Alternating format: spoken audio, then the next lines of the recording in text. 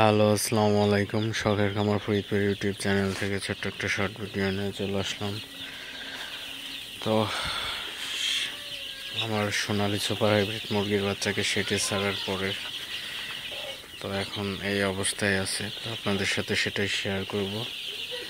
তো মুরগির বাচ্চাকে সেটে ছাড়ার পূর্বে যে কাজ করতে হয় সেগুলো আমার গত ভিডিওতে দেওয়া আছে। যদি কারো দেখার প্রয়োজন বোধ হয় অবশ্যই দেখে আসবেন।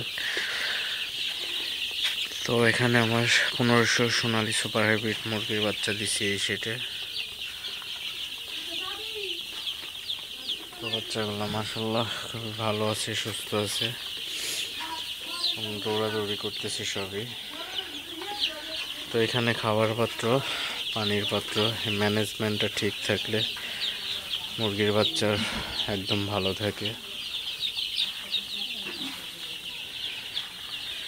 তো আর এই মুরগির বাচ্চাকে বেশি তাড়াইতে হয় না, একটা সুবিধা আছে। তো এগুলো এমনিতেই চালু বাচ্চা, সোনালি বাচ্চা মানেই চালু। কিন্তু ব্রয়লারের ক্ষেত্রে সোনালি হচ্ছে পালনে অনেক সুবিধা।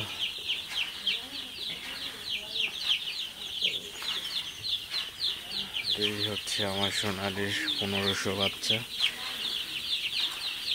তো গতকাল ভ্যাকসিন করছি রানীক্ষেতের প্রথম ডোজ, এবং আমি সব সময় রানীক্ষেতের প্রথম ডোজ ভ্যাকসিন করার পরে হচ্ছে আমি বোর্ডিং থেকে বাচ্চাগুলো ছেড়ে দিই।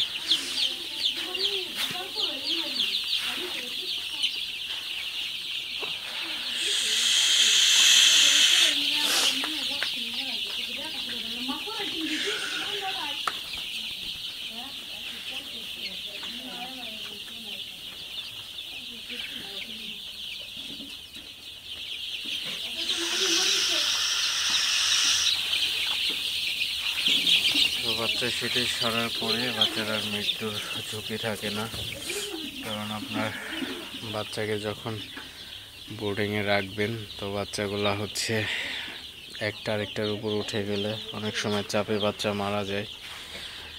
আর বাচ্চা যখন শেডে ছাড়বেন তখন আর বাচ্চা মারা যাওয়ার তেমন একটা ভয় থাকে না।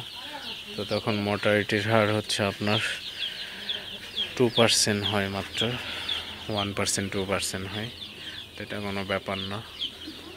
তো সেটি সারার পরে একদম কোনো মর্টালিটি থাকে না বললেই চলে।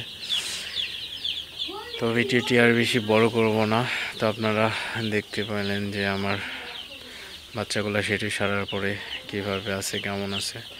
তো ভিডিওটি এখন আর বেশি বড় করব না। সবাই ভালো থাকবেন, সুস্থ থাকবেন। শখের খামার ফরিদপুর ইউটিউব চ্যানেলটি অবশ্যই সাবস্ক্রাইব করবেন, লাইক করবেন, কমেন্ট করবেন এবং শেয়ার করে অন্য ভাইদের দেখার সুযোগ করে দিবেন।